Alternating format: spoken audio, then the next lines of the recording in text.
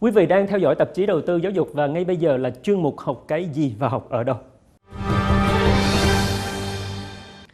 Là sự kết hợp của trí sáng tạo bay bổng và đầu óc nhạy bén của thương trường, kinh doanh thời trang có sức hút mạnh mẽ của một công việc tân thời mà nhiều bạn trẻ đang theo đuổi. Tuy nhiên, chỉ với tình yêu nghề cùng một chút năng khiếu trong việc tính toán thu chi, liệu họ có thể đứng vững trong bối cảnh cạnh tranh ngày một khắc nghiệt và độ chuyên nghiệp liên tục tăng cao? Trong số phát sóng kỳ này, mời quý vị phụ huynh và các em học sinh hãy cùng tìm hiểu về ngành quản lý và kinh doanh thời trang qua phần trao đổi với giáo sư Bennett, trưởng khoa truyền thông và thiết kế Đại học RMIT Việt Nam. Good evening, Professor Bennett. How are you today? Very well, thank you. It's a pleasure to be here. What do you think about the market potential of Bachelor of Fashion, especially in merchandise management program? The potential is huge.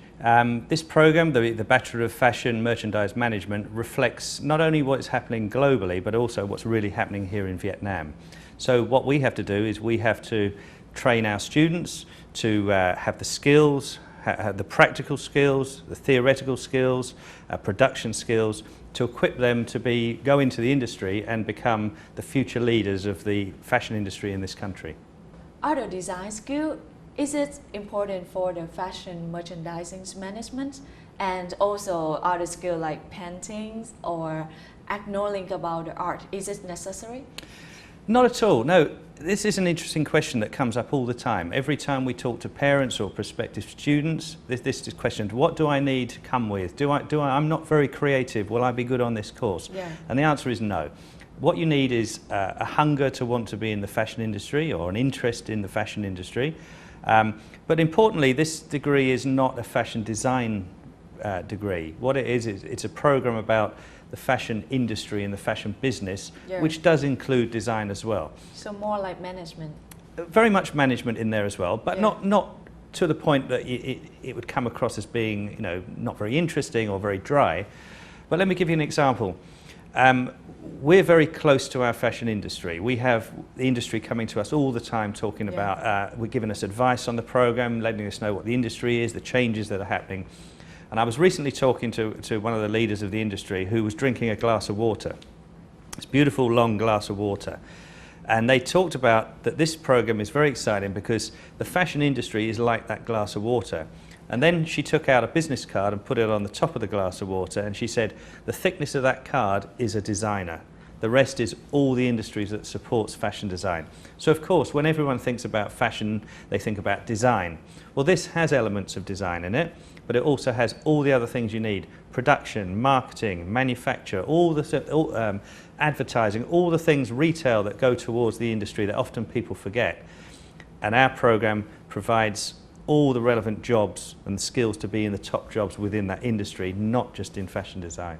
Wow, that sounds really interesting. So how can the student apply to this program, and what are the requirements? Well, the requirements are, yes, there are requirements that a student needs to have a certain level of English, but we also have a pathway into the program, so if prospective students aren't that high up in their English, they can study English at the same time. Yes. So that's not it's not the end if you haven't got that English requirement. You can get that. In terms of other requirements, it relies on your GPA from school, if you're coming straight from school, or your fashion experience, if you're coming from the industry. Which courses is delivered in this program? There's a whole range of courses, starting from first year through to the major projects at yeah, the end in your third year, if that's the time you take. But they cover things like problem-solving skills, like thinking skills, creative skills, then down to marketing. They do branding, they do pattern making, they do fabrication. So there's a whole range of business skills, a whole range of practical skills, and eventually they all come together into the final projects, which you're working with yes, production houses, you're working with shops, retailers in the city, you're working with the industry who are coming in and working on projects with you, before you finally do an internship in your chosen area, and hopefully that leads straight into a job. So do you think that the student need a business skill to study this program? Because a lot of people think like art people, designers, or people who work in the fashion industry are really fancy and unsuitable for this. Oh, absolutely, and I can understand why people think that. It's very difficult for us to get people to understand that this program is the broad business of fashion, not just fashion design. So of course, Yes, I think it helps if you have a passion for creativity and you have a passion for design. Yes. But like behind every good company, the biggest companies, the biggest brands through to the smallest startups, you need to be aware of the business side of it. Otherwise, how are you going to get your products to market? How are you going to get them manufactured? How are you going to get them produced? How are you going to get the brand that you want to do? So yes, you need an element of creativity. That will be taught to you on the course, but also you need an interest and you need a knowledge of the business so that you can take what it is you're doing out to the marketplace. What are the career prospects of this program, and can you list some for example? Yeah, well, again, going back to my sort of description of the glass of water, which is the fashion industry is huge. I mean, you see it on TV, you read about it on websites, in social media, you see it in magazines when you're in every waiting room. Then you've got all the runways, then you've got all the exhibitions, then you've got all the clothes themselves, you've got the models behind it, you've got the finance behind it. It's a huge, huge business, and there's job opportunities in each one of those areas of that business. And lastly, the questions that the students are really concerning, that is there any opportunities for them to work in overseas or study like master in absolutely. other country? One of the things that RMIT does to differentiate itself from many other universities is, well, it has a very strong link with its industry here in Vietnam, but it also has very strong links with industry and education institutions overseas. I've just come back from the UK where we were working with London College of Fashion, University of Westminster.